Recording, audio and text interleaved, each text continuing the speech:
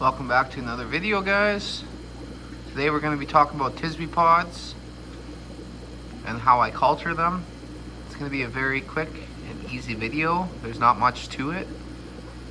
So first of all, you're going to need a nice jar. Glass specifically. I mean, you don't need glass, but I mean, I prefer glass. A little easier to clean. They stay a little bit cleaner over time. I find plastic jars, they tend to get foggy over time, so it's just hard to see how well your culture is doing. With glass, it's easy to clean with a little bit of vinegar, and you don't have to worry about it. Now, like I said, you're gonna need a couple of those. I picked these up at Value Village, which is basically a thrift store here in Saskatoon, Saskatchewan. And I like these ones because they actually have the valves. So they're easy, they make easy access for pouring. You're gonna want to clean it out. So I used the white vinegar and water with a rag, wiped it all down, and then rinsed it with hot water. You're gonna need an air line with an air pump, open end. You don't want an air stone, you just need it open-ended. I tend to either use a suction cup or, like you see here, a little rock that just kind of weighs it down to the bottom, just like this one here. You're gonna want the airflow to be about 1 every 2 seconds or so, as you can see as I got it going here in the video. It's really straightforward. You're gonna mix your salt water to a little bit lower of a salinity. Normally, like, you would keep your tank around 2.3 to 2.6, or like 33 ppm or 35 ppm, I guess. You're gonna want to be a little bit lower. You're gonna want to be around that 0.015 to 0.018 ish. So, you know, right around that 28 ppm. I find that works a little bit better. You don't need, plus you're saving some salt. So once you have your salt mixed, just like I got here, you're gonna fill up your new jug. You're gonna drop your air stone in. You're gonna feed it a little bit of Fido until it comes green. And you're just gonna let it go for a week or two. You can check on it every few days, and the thicker it gets, the more you're good to go. Like this one here, it's just hard to see with the glare, but there's lots in here. From top to bottom, it's covered. They're swimming. So I know about now I can culture these guys, or I mean split them. So I'm gonna split them into actually 3 cultures because I've been selling lots. Now, you don't need such a big jar like this. Like, if you want, you can just use a little mason jar, or even like a 500 milliliter cup or a liter cup or something. Especially if you're just doing it for yourself.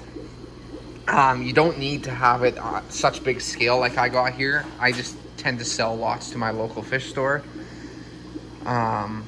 So yeah, I will set you guys down and we'll fill this bad boy up and we'll go from there. And basically, while I am splitting, you can buy some brine shrimp nets from Amazon.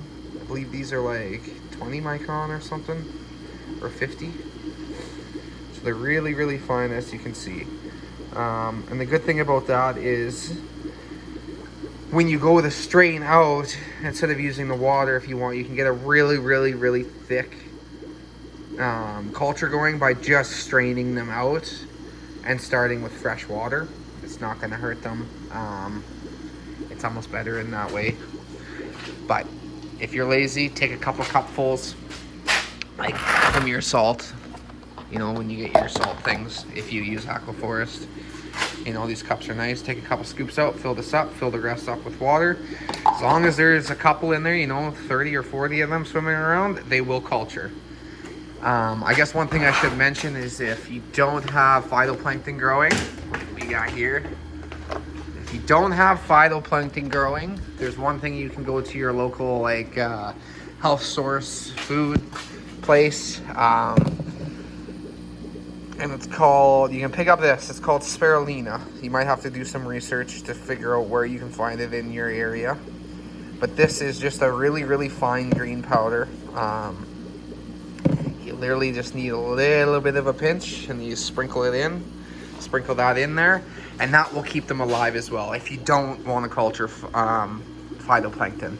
So there is another alternative, so you don't need to have all these going. Now I guess instead of showing you how to do this, because I'm sure you guys all understand, I'm going to talk about why you put pods in your tank.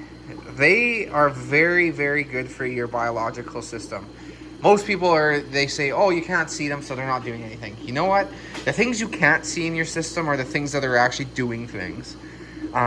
You know, lots of people like to buy the big Amphia pods, or like, for instance, these Tisbee pods, right?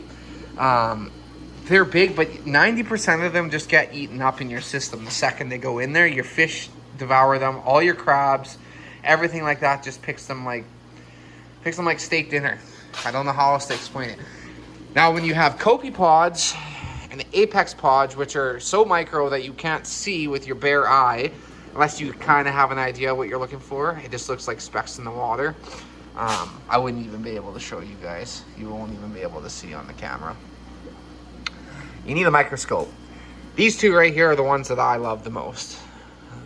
They benefit your tank a lot more. They're the ones that are doing the cleaning, the ones that are keeping that system nice and fresh.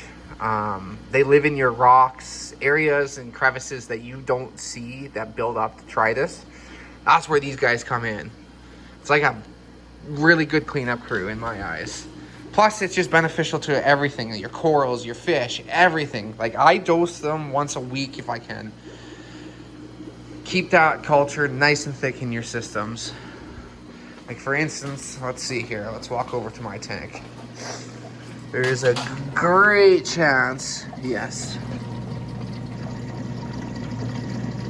Let's see how good this camera's going to be today. Look at them all swimming around. They're everywhere. Everywhere. Look at that. I got them all over my system.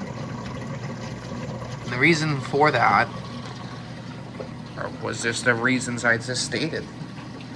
I mean, there's nothing better than having a well-maintained system full of Kopi pods and Apex pods, and whatever type of pod you can get your hands on is probably beneficial for your system. Helps keeps those corals healthy and fat.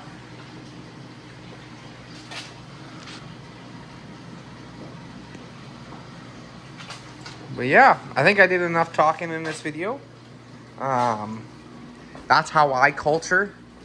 It is super simple, just like this. Like, I got all mine going down here, this one going up here. I got sea monkeys going in here. You can see those are brine shrimp, like live big brine shrimps. And you can see all of them have eggs on them.